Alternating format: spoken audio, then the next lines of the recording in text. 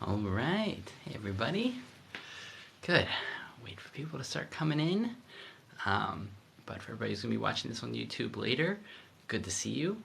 The baby is hitting the wall, so if you hear any crying, that's what's going on. But I'm not neglecting my duties. Last night was my night. Tonight is not my night. So it goes.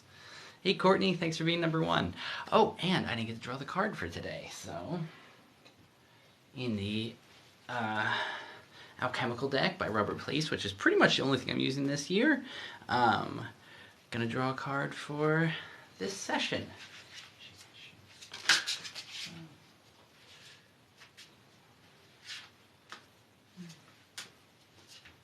Thank you to the Oracle. Ask for the card for today.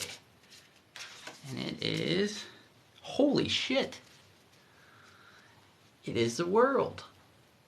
We got the world. Hey, Bonnie, we are the world. Crazy. Look at that beautiful card. I'm going to keep it where we can see it better, but let's see. Look at that. That is the card. The very end of the entire alchemical process, what we're all apparently trying to get to. We got the world. That's great. Okay, well, I'm feeling great. That's really nice. Great. Thanks for everybody who came in. Hey, Bonnie. Hey, Courtney. And the first thing to know is that today we are doing Quotemancy. So if you type, how should we do it? If you type in a number, any number, favorite number, I will draw a quote from my box of quotes here. And that'll be the quote for your divination, for your night, for whatever it is you want your quote for. So feel free to do that. And so, there, move those. Cool. And yeah, as always, feel free to ask me any questions, and we can see what happens. 6. Bonnie says 6, which is a good number. And for Bonnie, the quote is from Antoine de Saint-Exupéry, the guy who wrote The Little Prince. Love does not consist in gazing at each other, but in looking outward, together in the same direction. So there's your quote. I think this should be a pretty easy one to find. Marriage therapists love this one. My wife's a marriage therapist. But yeah, this is in a lot of books, that quote. Jen says 3. Cool. Another good number. Very good number. And Jen, your... 2 came out. Well, I guess we'll go with 2 then. This is a good one. From one of my favorite books, or Master Margarita, there is no vice greater than cowardice. So I have a video about that book. I think that's one of the best books ever come out of Russia, which is saying something. And then the other quote that came out with it, which I guess should be yours too.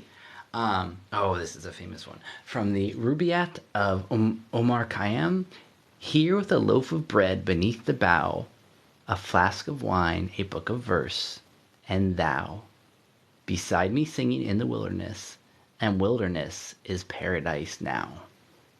So there is your quote. That's another famous one, I believe. And Bonnie sent mics. Oh, thank you. A golden mic. I don't quite know what all of this stuff is. I think you exchange it for actual cash and you have to buy them. So thank you so much. That's really, really sweet. Thank you so much, Bonnie. And you just got the #1 gifter badge. Cool. So some more people are trickling in. Hey, everybody. How do I feel about Jewish people? That's a great question. One thing to let people know is we're doing Quotemancy, and so I should put a pretty picture in the front of that. If you put a number in the chat, I'll draw a quote for you from my box of quotes that I've been building over the last 100 years. Jewish people. I love Jewish people.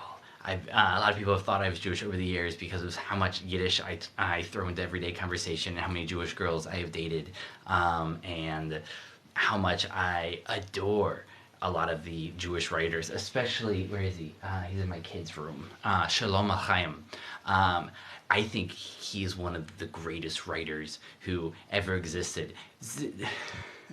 I don't know Yiddish. No, I don't know Yiddish, but I have read a number of books about like great Yiddish phrases. And Yiddishkeit is a graphic novel by a bunch of different authors about different things about Yiddish, and that Yiddish for the 69. All right, I'll give you a quote. 69. The one thing I really learned from that book is that for the Jewish people, Yiddish is a country in itself, because so often they didn't have their own country, and so Yiddish was a land. It's an actual world. And the more I believe in books and words actually being real places somewhere, the idea that Yiddish is something out there in the universe, it's a place that people live, it makes a lot of sense to me. So I just think Yiddish is just one of the coolest languages. I spent a lot of time in New York. I met those psychedelic Jewish kids who made the news a good bit for just doing a lot of drugs and trying to get deeper into their Judaism. So yeah, I love Jewish people. Funny question. And you did a 69 for a quote. Let's get you a quote. And here, yeah, I can pull this so I can see your comments better. Yeah, that's right. Okay, cool. Hello, Skylar. I wish I knew Yiddish. I wish I could download into my head. I have so much I wish I could download into my head. Okay, so for King 420s, 69. Look at all those good numbers. Yours is from Jose Marti. This is funny that you got this one. A knowledge of different literatures is the best way to free oneself from the tyranny of any of them. So this is one about knowing other languages, knowing where other people are coming from. So that's a really good quote from the person talking about, people groups. So there is yours. And for people joining us, throw a number in the chat and you get a quote. So yeah, feel free to hit me up with any questions. My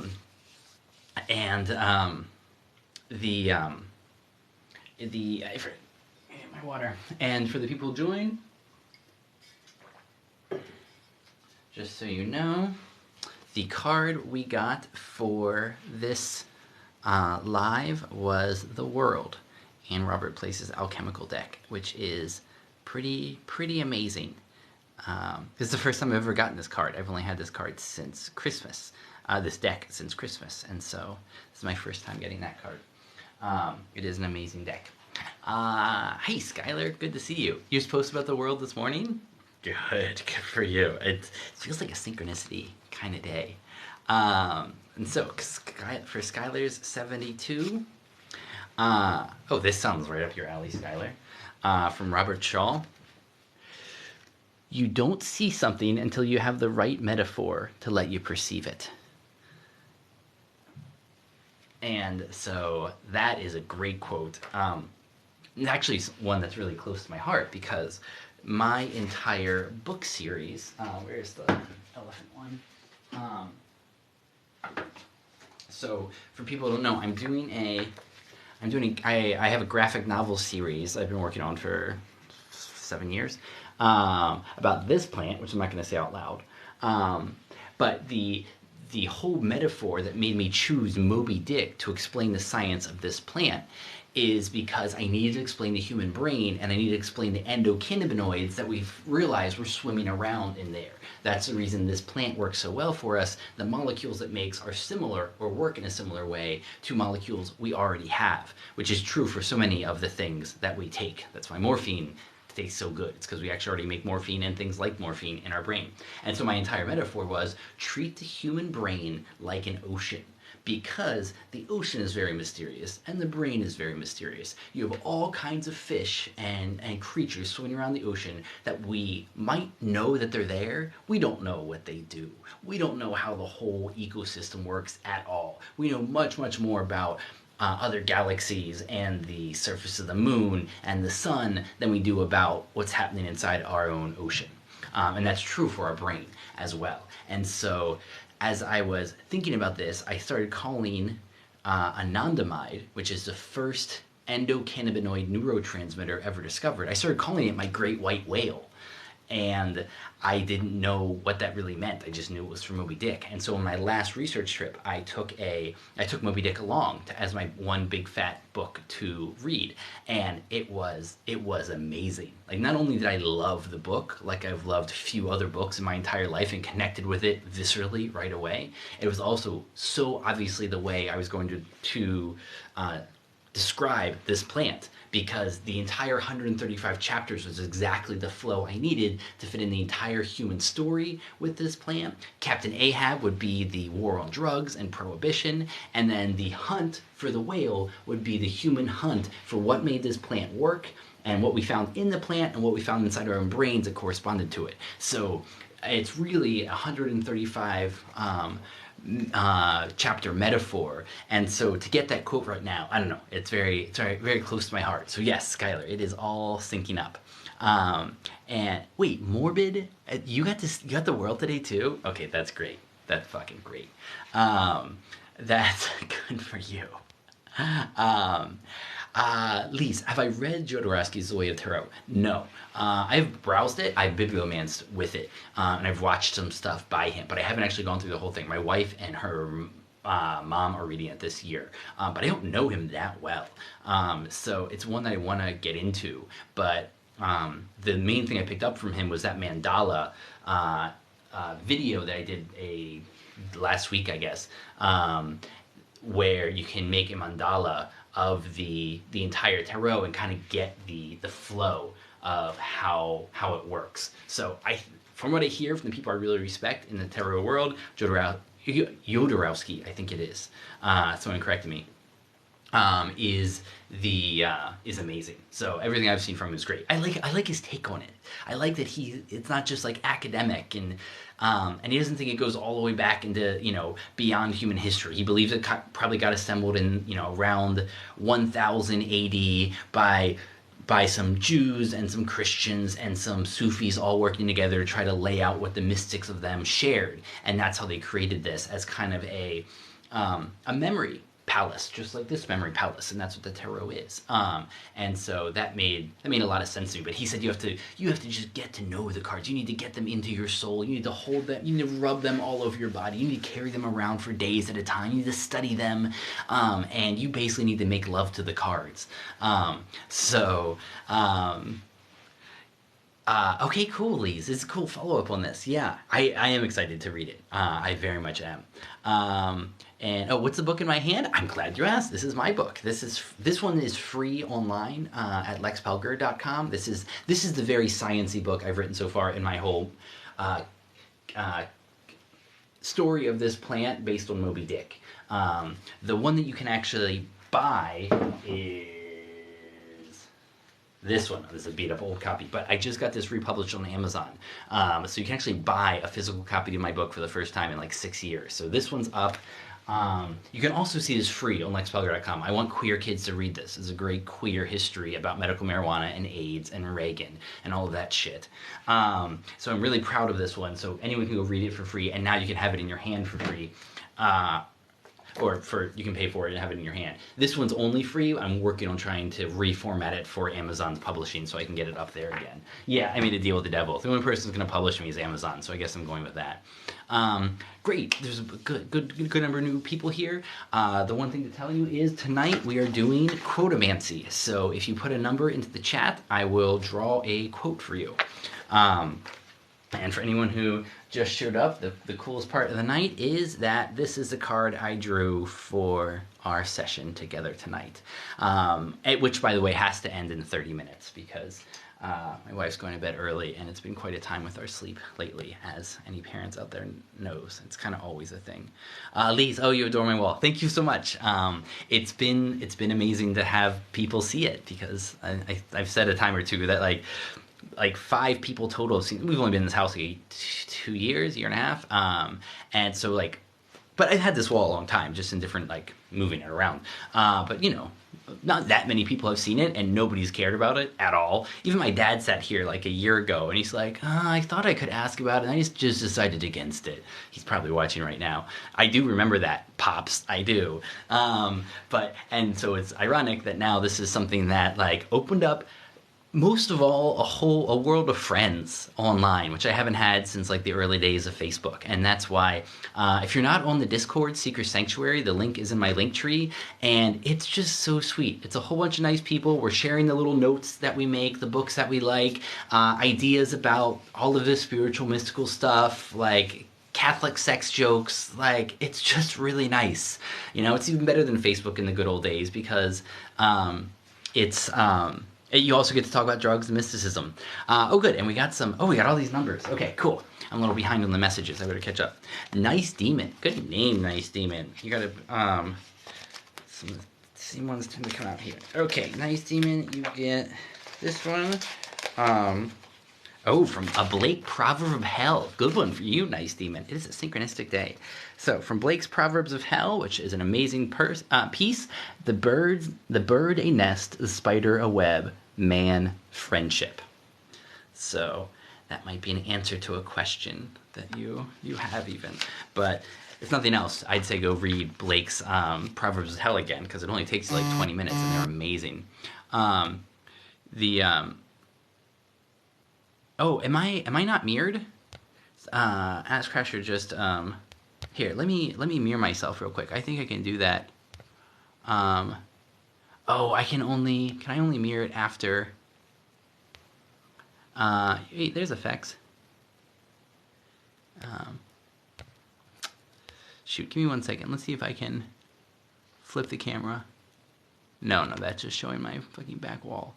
Mirror my video. There it is. Video mirroring is off. Okay, cool. Now you should be able to see text. I'm sorry I've been holding it up backwards.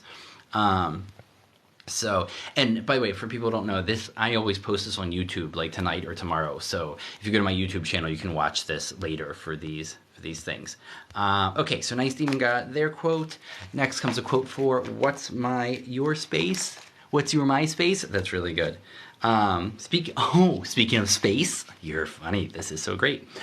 From space, the planet is blue. From space, the planet is the territory, not of humans, but of the whale. Blue seas cover 7/10 of the Earth's surface and are the domain of the largest brain ever created, with a 50-million-year-old smile. So there's what's your MySpace? Number 1, too. Because the whale is very important to me. Zay Lewis says 77.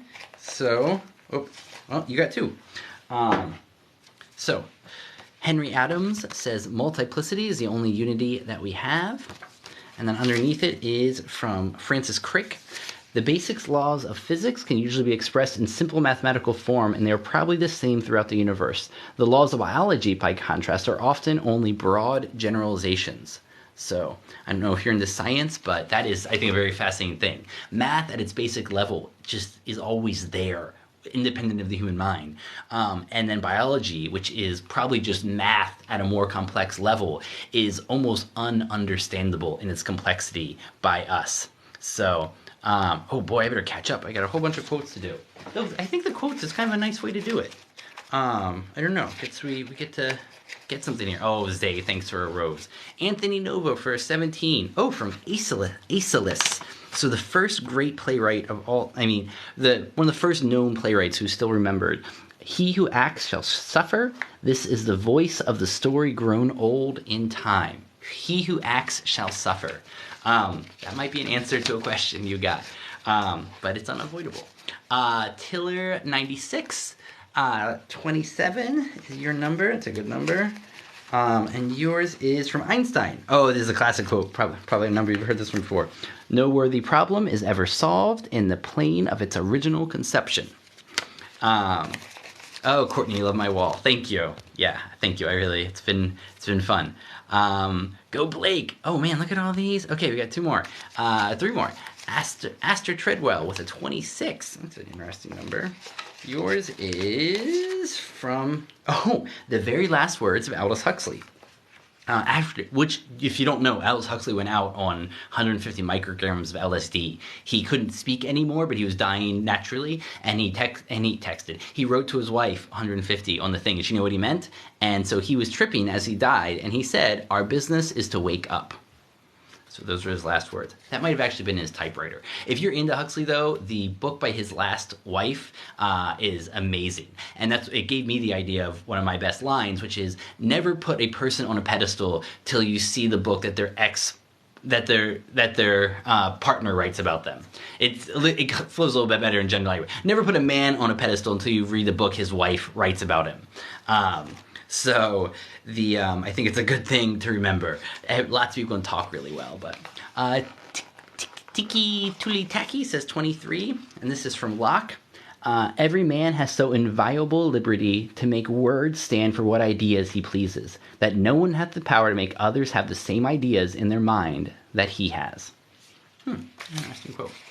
And then Deb for 20. Wait, is that the Deb? Is that the Deb who birthed me? With no picture on it and just putting something in there? It might be. If so, hello, mother. If not, Deb, here's your quote from Dostoevsky, your husband's favorite. Let us not forget that the reasons for human actions are usually incalculably more complex and diverse than we tend to explain them later, and are seldom clearly manifest. Here, let me make sure that's centered. That's a great quote and speaks again to the complexity I was talking about earlier. I'm actually about to make a video about irrational numbers and complexity, because I saw a really great math thing about how it is about how we study something like irrational numbers,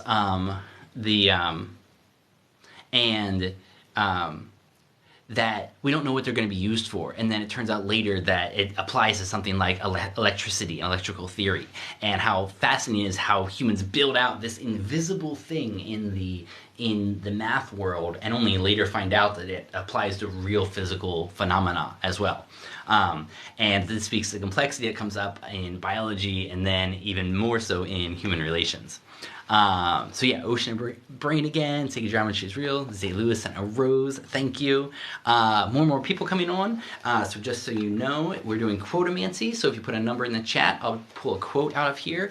Feel free to ask me questions about the hermetic memory wall, or any videos that I've done lately, or any stuff about this. And just to reiterate my favorite part of what's going on, this is, hopefully everybody can now read this, now that I unmirrored it. Okay. Okay, cool. Ass Crasher says I'm good again.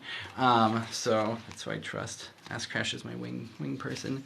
Brazen39 says, oh, I don't actually know how you say his name. Montaigne, the great essayist of France, where I am, who I really like. I don't know a lot about him, but he says Montaigne is, oh, this is a great one. It is putting a very high price on one's conjectures to have a man roasted alive because of them. That one's sobering, especially someone who loves Giordano Bruno, who got roasted alive for basically trying to convert the Pope to Egyptian magic. But yeah, it really speaks to what's so terrible about what's going on today. Even in Tennessee, I believe Tennessee is forcing transgender people now to detransition. They just have to stop meds. It's horrible. It's just this Nazi-ness arising.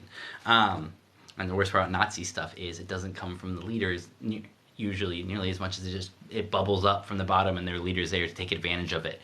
And that's one of the things when you study history that makes it so dark, is it's the people that want this, and they have their reasons, I'm sure. Here's a favorite quote of mine, and I can never remember who said it, but the worst of it is everybody has their reasons, even the worst of them. Oh, here, let me take off my thing so it doesn't buzz for you. And for Kate, number 13. Oh, Kate with the big 13. Cool. This is from Samuel Butler. Exploring is delightful to look forward to or back upon, but is not comfortable at the time, unless it be of such an easy nature as to not deserve the name. All right. Well, if this wasn't a divination, hopefully, Kate, this is an answer to your question. So screenshot that or see it on YouTube. But that seems like it's a good answer for somebody's something. Renato with the number 7. That's in the back. Okay, let's mix it up a little bit. Oof, speaking of terrible times. Sometimes I have too many of this. Borowski. Borowski wrote "This Way to the Gas," ladies and gentlemen, one of the classic early concentration camp literature that was somewhat not tongue-in-cheek, but wry about what was happening. It is, if you want to learn more about that time, if you're into literature from the Holocaust, "This Way to the Gas," ladies and gentlemen, by Borowski is one of the best things I've ever read in that field. I've read a good bit. So he said, "The whole world is really like the concentration camp. The weak work for the strong, and if they have no strength or will to work, then let them steal or let them die."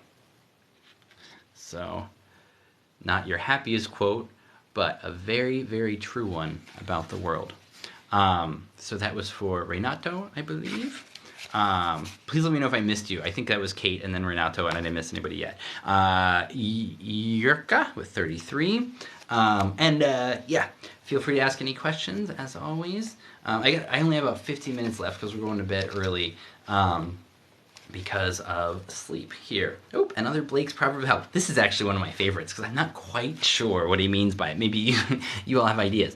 "The busy bee has no time for sorrow." And so I know what he would mean if he's saying that with a straight face. But the whole thing about the Proverbs of Hell is some of them are great pieces of wisdom that seem to be very true on their own, and some are the exact opposite of what I think Blake would want to be saying, and you can never quite be sure which side he is on.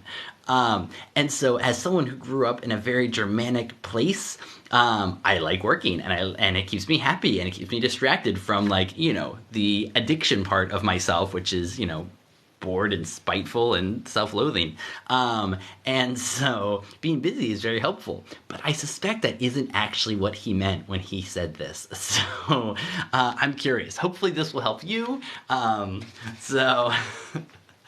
We will see. Yeah, Renato, good. Glad you liked it. So Yurka and Sleepy at number 8. Good number. I just did my video on number 8, in fact. And so this is from Elizabeth Bishop, the poet. Epitaph for someone or other. Naked I came, naked I leave the scene, and naked was my pastime in between. There you go, Sleepy. There's your marching orders. So enjoy that. That sounds pretty good. All right, good. That's all. I'm caught up with the numbers. As always, feel free to ask questions. I feel like doing some bibliomancy because this book just jumped out at me, and I want to share it because of that. Oh, here's my kid's art thing. I was wondering where the baby's art supplies went. The baby's 20 months old, so she's getting into drawing. It's really great. She's been all day bringing us pictures. Okay, speaking of poets that are awesome, this is a book called Doubt by Jennifer Michael Hecht. And this is something like I've never quite seen before. She's a poet, but she writes this very nonfiction, academically based history of what doubt is in the history of religion. And so all of the people who are doubting what was going on, from the Egyptians to the Greeks to the Romans. She also spends a lot of time in Asia, though not Africa. But it's about the people who pushed back against the official narrative and were willing to be free thinkers, sometimes at a cost, sometimes they were just free thinkers on their own. And so not only does she have a really great grasp of who those thinkers were and how they fit into the religion of their time, she's also a poet. And so it's really well written, and it often gets to a place where you might say she's guessing or she's feeling into what was really happening at that time. And I think that's something a really good historian can do. She actually, speaking of, it's the top quote is from Howard Zinn, A People's History of the United States, which is one of the greats. And he says, Jennifer Heck's romp, lighthearted but serious, brings to life an awesome array of figures in philosophy, science, and literature in a way that is wonderfully engaging. So one of the best historians of all time gave this, 2 really big thumbs up. So, yeah, Doubt by Jennifer Michael Hecht. I just wanted to highlight this because it jumped out at me, and I think that is good enough. Let's see what we... just making sure that none of that stuff came through and checking the notes. Okay, cool. Yeah, for any new people, it's Quotemancy. So if you want a quote, put a number in the chat. And as always, if you ask any questions about the hermetic memory wall, or any of the books or videos that I've done lately, and I'm going to put the stuff on my hands because they're dry from biting all the kids all over the place.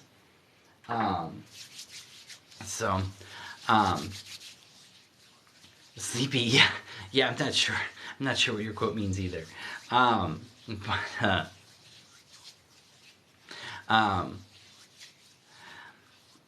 right, good. Okay, another quote, and then actually another book jumped out at me.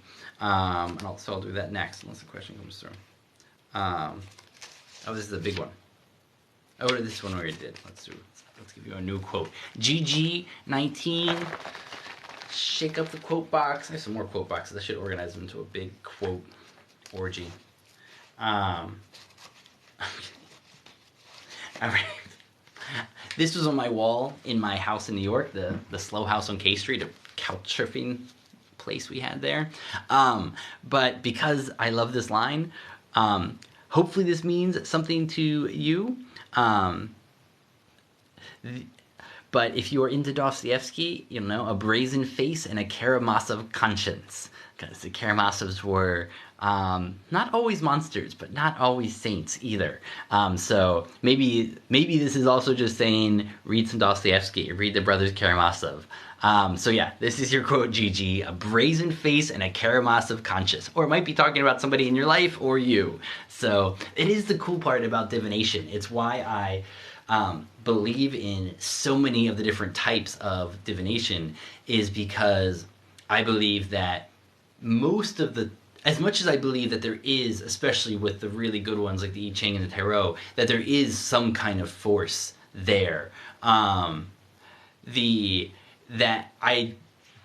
I think even if there wasn't any kind of force there, they are a mirror, and you see the answer that you're looking for. Your subconscious usually already knows whether to take this job, whether to date this person, whether to take this path or that path, or what to be focusing on in this situation. And when you sit and formulate the question and then look at chicken entrails or tea leaves or a good quote or a patamancy, which is the first thing that comes to eye, it works. So... speaking of, this one works. So Gigi, you just read your first Dostoevsky, Crime and Punishment? That's great. That's great. And that's a great order, too. Start with Crime and Punishment. Brothers is a great next one. By the way, I usually recommend Richard Pivar and Lucer Volonsky for the translators. I think they're really good translators. I've said that here, and some people have pushed back and say, no, there's better ones. But I also love their story. You can look up their names, and there's a really great essay about them, because he is an academic from Boston. She is from St. Petersburg. And so together, they got married, and now they spend their time together producing the best, I think, translations of Russian literature. So they've done all the great Dostoevsky stuff. They've done all of these other classics of Russia. And I think he does the first draft, and she corrects it, and they just go back and forth until they finally do a final read aloud of every book that they do, talking about how to best get that Russian voice into into English. And so I love a story like that. So yes, I would do Brothers Karamazov after that. Then I would do The Idiot. And then I would do The Demons. Because The Demons is in some ways his best work, because it's like all of these different voices. And it's so much about today. It's very, very current. So anyway, GG, thank you for that. I love going down that one.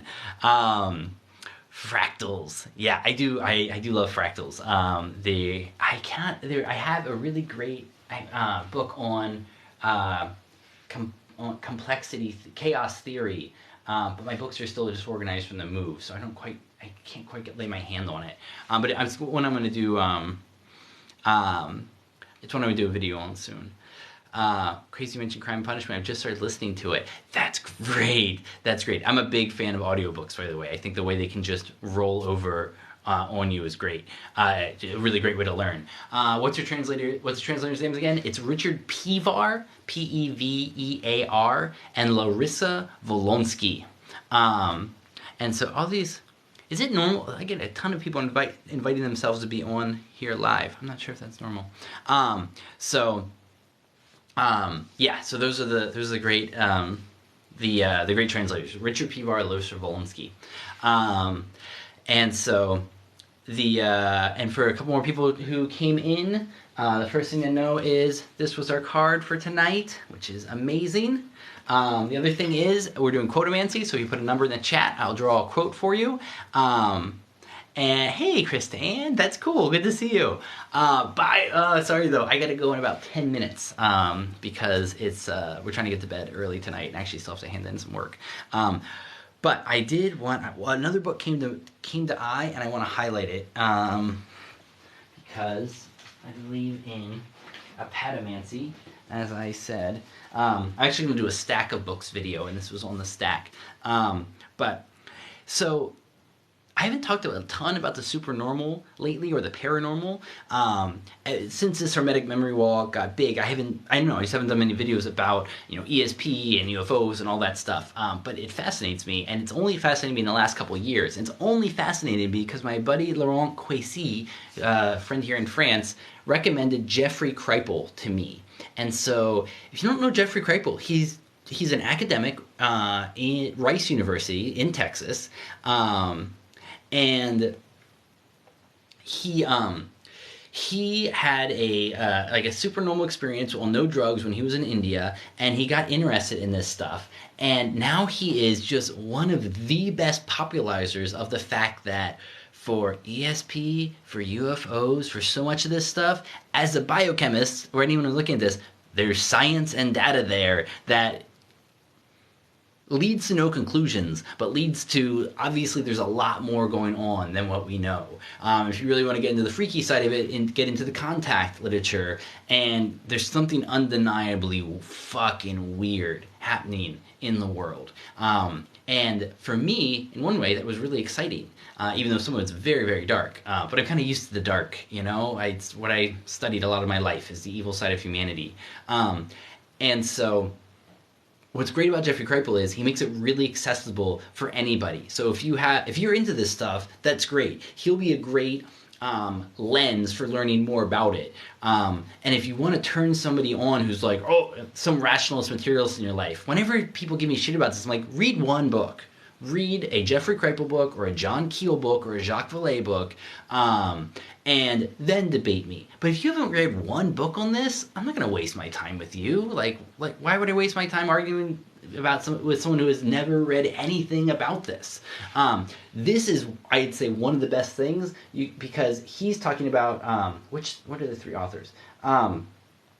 He talks about three different authors of the impossible who were talking about, he calls it supernormal because paranormal isn't quite the right word for it. But he starts with Frederick Myers, who's one of the first great collectors of the data of seances and the London Society for Psychical Research. And then he covers Charles Fort, who was this American who just collected weird stories from old newspapers where a whole bunch of people saw something, but then nothing happens. Like, they saw it, but they saw a bunch of... He starts with stuff falling out of the sky, and it's not just like birds and fish. It's like ornately worked pieces of metal. It's things that have never been seen on Earth before. It's all kinds of crazy stories of just what's fallen out of the sky. And so Charles Fort, now people are called Fortians, and they just collect this anomalous phenomena, and there's so much of it, and we have no explanation for it. And he is also an amazing writer who gave the line that is, I suspect that we're being farmed. And part of me thinks that is the answer of what's going on here. We're lab mice / H.G. Wells' The Time Machine. We're the Elohim Where the little ones are just there getting harvested. They just come, they take us, nobody cares. I do think it's Whiteley Strieber, who's one of the great, one of the first people to really write a book about the UFO contact thing that blew up and like got popular, said, for all of the stories he's heard, he doesn't think these beings have it in for us. It doesn't feel like they're trying to hurt us. They're just like coming through, and if we happen to get hurt by the experience, we do, which is a lot what I see as a scientist in the lab. I see some scientists working with the mice that you work with, and they just don't give a shit. Like, they're not mean, but like, these are lab animals and they don't care at all, and they're just gonna like they're gonna do things as fast and suture not well and not care about like the animals at all. And other ones at least try to be kind, but they're still gonna take out their organs and like put weird chemicals into them. But no one's really motivated there by just destruction for destruction's sake. But yeah, perhaps we're being farmed. And then he also writes about Jacques Vallée, who is probably to me the best thinker I like to read about on the UFO phenomenon. He's also a French guy, which is kind of fun. He has these diaries about being a young papa, getting into this stuff in France and then moving to the US. And I'm a young papa who got into this stuff and then moved from the US to France. And, you know, he's still alive. You can see his lots of lectures. He's really amazing. So that's just a little bit about authors of the impossible. If you want to learn more about the supernormal, I think this is a really great place to start, because the science on this, if you took nothing but data before the year 1900, you'd have more than enough data to let you know that something weird is going on. And for me, it's just fun to have something unsolvable. You know, so much of science that I see is stuck in a rut. We're not in an age of big ideas. We're in an age of figuring out tiny little bit more things. And here's something completely unsolvable that all the best people studying it will be the first to admit, I have no idea. I have a couple of theories, but no one holds closely to their theories with this stuff, which I really respect from the science side. What are your thoughts on the Hellier series? I don't know that. That rings a bell? I feel like I should, but it's slipping me. But you can let me know. I'm going to go to Rice and ask all the questions. Oh, do that. Yeah, he's a sweet guy. I had him on my show, actually, on the Lex Files. It was one of the best interviews I've ever had in my life. So if you look up the Lex Files, Jeffrey Kripal on YouTube, you'll see it there. It's also on lexpelger.com is another way to access it. Tell me about your shirt after this topic. Yes, safer drug injection. I'm not an expert on safer drug injection. I just believe in it. My best friend, Kat Villaverde, who lives with me in New York at the Slow House on K Street, our couchsurfing oasis, she was doing harm reduction on the street, just giving out needles to traveling kids, asking their questions, answering their questions, like talking to them about what drugs they were doing and how it was going. And she was just like, how would you say, Jesus-based harm reduction. I mean, I think of her as a saint. She was just out there doing this stuff. She was wonderful. She was sweet. She was just sitting on the ground with traveling kids, getting dirty. They loved her because she was, some people doing that work can be really like, savior complex, and she's just cool. So I think to be a human being and to not be into safe injection facilities and to is crazy. And clean needles and all the medications we use for treating opioid use disorder. It's just basic humanity at this point. Now, it doesn't matter if the science is there for that stuff. It matters that it's basic humanity. I'm also, decriminalizing all drugs, safer drug supply. It's just, I don't think any of this stuff is going to happen because I study the history. The main thing I do is study the war on drugs as well as the science of how these drugs work in us. And so it's not like I have a ton of hope here, but that doesn't mean I don't do the fight for it. So this is what I want to see in the world, is that people can access their drugs safely and not die from using them. Everyone has the right to alter their own consciousness, and whichever one works for you. So Krista Ann knows what I'm talking about. She's someone who does good work. Yeah, and so it's already 9:15. We got to get to bed. That's good to hear, Angel. Yeah, happy to do the good work. Glad. Greg and Dana Newkirk's documentary series on Appalachian cave systems and aliens. Oh man, yeah. Okay, I will. I don't usually watch documentaries; they're too slow for me. But I'll try to find a book or an article on this. I also have time to watch stuff right now with the kids and work. But that does sound fascinating, because that's the thing about the alien stuff is there is theories that one theory that's another big one is it's not coming from the outside. These are cryptoterrestrials. That always there have been somebody living under the earth, because a lot of this stuff is you see things coming out of the ocean, and that the that's the genius of whatever these beings are, is that they actually live here and they're just making us think that they're from out there. That's not my guess. My guess is actually it's interdimensional, because so much around things like even Bigfoot. But so many of these beings appear in and out of the dimensions, just of our dimension, just like things do in Flatland, the Abbott book, where it's you put a fork through a 2D plane, and you can't. Nothing on that 2D plane is going to realize that these three tines of the fork are connected. And so I think the best advocate of this theory is John Keel, who is a journalist. And I like how journalists approach problems like these as a journalist myself. And I think the best answer is probably an interdimensional thing that we just don't understand. That there is this visible range of dimensions that we're in is just a much smaller part. Just like the visible light range that we can comprehend with just our eyes is such a small part of the entire electromagnetic spectrum. Whatever we think is dark matter or dark energy, that is where the rest of the beings live. So we're in such a backwater that we can't even see the rest of what's going on. And the positive side of that is, if this is a spiritual evolution kind of game, a couple million more lives will be a fourth dimensional being, and we'll be able to see a little bit farther, and you can just keep moving up and up until we all reunite in the big crunch and we become one again, and then we blow apart and do it all. Okay, so that's 9:17. That's my time. I'll end with that. And the last two things I will do, Sacred Geometry by Dr. Robert Gilbert. Thank you. That sounds good. Make sure I didn't miss any comments. I will draw one last quote, and I will show the card one last time. So our quote to end this night, and thanks everybody. This was really fun. This was a fun one. I was getting a little bit nervous how things are gonna go, and it was really fun. Oh my God, this is perfect. This is perfect. Again from Blake, you can tell. Everybody's got a crush. From Blake's Proverbs of Hell. Thus men forgot that all deities reside in the human breast. So I think that's a great way to end the night. And let me say, tonight was brought to you by the world. So thanks everybody for joining us. I'll be here at the same time next week, and if you're into this, join the Discord in my LinkTree. Much love from here, and good night.